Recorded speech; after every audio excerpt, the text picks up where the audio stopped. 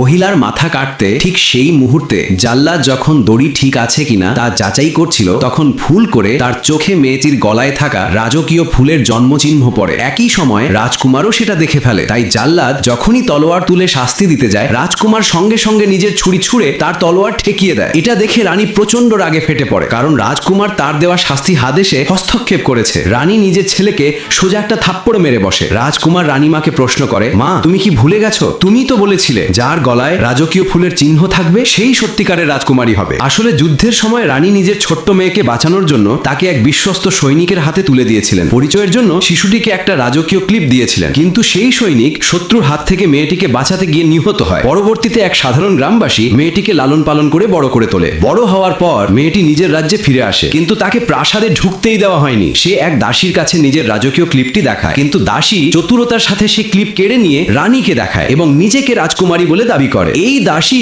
পরিকল্পনা করে আসল রাজকুমারীর পালক পিতাকে হত্যা করে এবং অপরাধের দোষ চাপায় আসল রাজকুমারীর উপর। রানী তাকে আসল অপরাধী ভেবে শিরচ্ছেদের আদেশ দেয়।